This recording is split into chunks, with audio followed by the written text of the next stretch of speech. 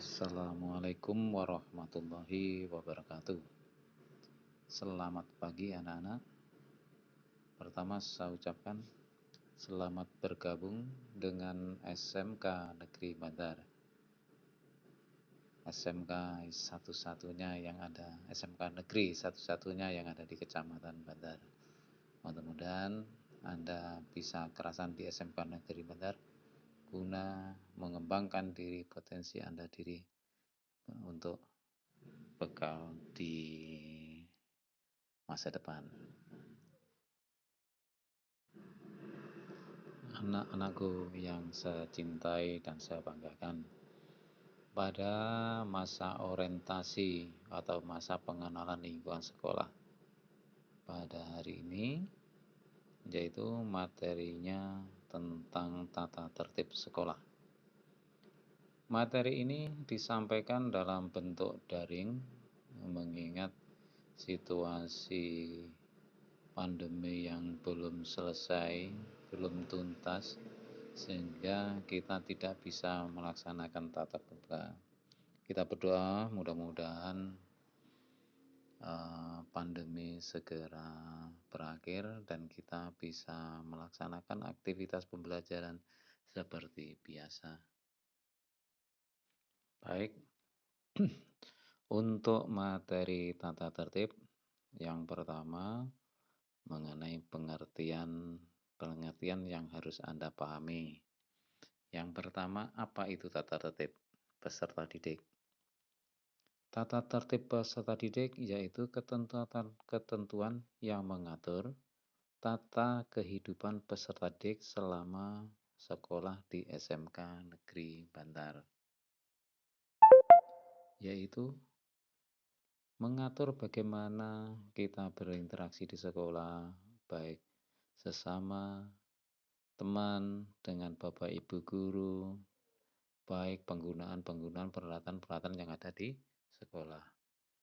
Itu adalah tata tertib peserta didik. Yang kedua yaitu peserta didik. Apa peserta didik? Peserta didik adalah salah satu anggota masyarakat yang berusaha untuk mengembangkan potensi dirinya melalui proses pembelajaran yang tersedia di SMK Negeri Bandar. Jadi selain Anda sebagai peserta didik, anggota masyarakat SMK Negeri Bandar juga terdiri dari pendidik, yaitu Bapak Ibu guru, staf karyawan, Bapak Ibu kantin, dan sebagainya. Itu semuanya merupakan potensi-potensi yang akan digunakan untuk pengembangan potensi Anda semuanya di SMK Negeri Bandar. Yang ketiga yaitu proses belajar mengajar atau yang disingkat dengan PBM, yaitu proses interaksi antara peserta didik dengan pendidik dan sumber belajar pada lingkungan belajar SMK Negeri Bandar. Sekali lagi, yang dimaksud dengan sumber belajar SMK Negeri Bandar itu terdiri dari Bapak Ibu guru, staf TU karyawan, Pak Pon, terus Ibu kantin, dan semua fasilitas-fasilitas benda mati yang ada di SMK Negeri Bandar merupakan sumber belajar, baik itu perpustakaan, tempat ibadah, itu adalah sumber atau tempat sumber pembelajaran pada lingkungan SMK Negeri Bandar. Yang keempat yaitu tata tertib, pelanggaran tata tertib. Apa yang dimaksud adalah setiap ucapan, perbuatan, atau sikap peserta didik yang bertentangan dengan tata tertib sekolah.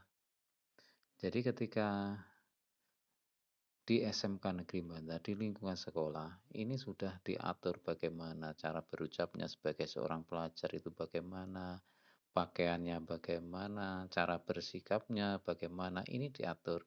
Jadi menunjukkan bahwa kita dididik di sini untuk menjadi benar orang-orang yang betul-betul terdidik. Jadi beda dengan orang-orang yang tidak terdidik. Jadi dengan harapan setelah Anda di SMK Negeri Bandar ini diupayakan Anda menjadi orang-orang yang benar.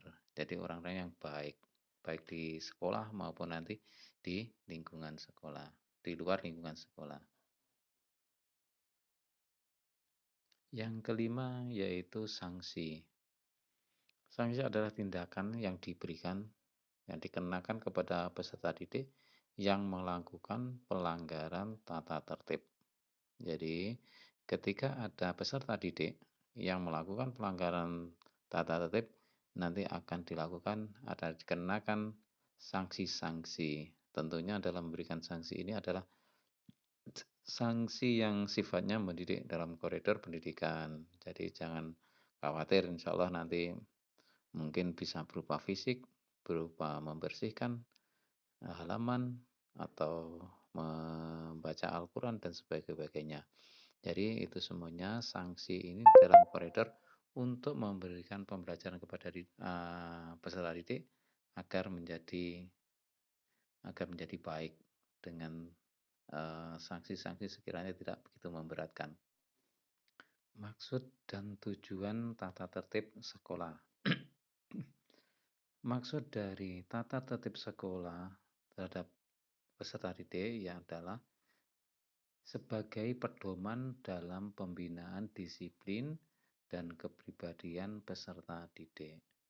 Jadi, tata tertib ini mempunyai maksud agar peserta didik bisa terbina baik secara akhlak, kepribadian, sehingga mempunyai anak-anak mempunyai integritas yang tinggi sebagai seorang pendidik. Yang kedua, yaitu tujuan tata tertib peserta didik, yaitu mengatur dan memperlancar usaha pembinaan peserta didik dalam bersikap berperilaku sehari-hari, baik di dalam maupun di luar sekolah. Jadi dengan harapan, jadi sekolah ini tidak hanya sekedar memberikan pelajaran saja, tapi juga sekolah punya kewajiban untuk menempa perilaku sikap, baik itu di dalam sekolah maupun di luar sekolah. Ketika di sekolah ini di sekolah ini digelembeng dengan tata tertib seperti itu, harapannya nanti ketika di luar sekolah mempunyai imbas. Jadi terbiasa dengan kehidupan di sekolah akan berimbas kepada peserta didik ketika berhubungan di masyarakat. Jadi inilah maksud dan tujuan dari tata tertib yang ada di sekolah. Jadi tata tertib yang ada di sekolah ini bukan hanya untuk hiasan saja, ini adalah salah satu bentuk pendidikan. Jadi sebagai koridor pendidikan untuk membentuk karakter peserta didik menjadi anak-anak yang baik.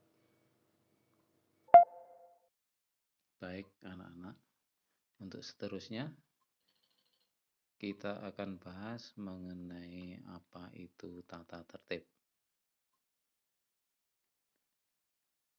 Dalam tata tertib sekolah ini berisi beberapa hal.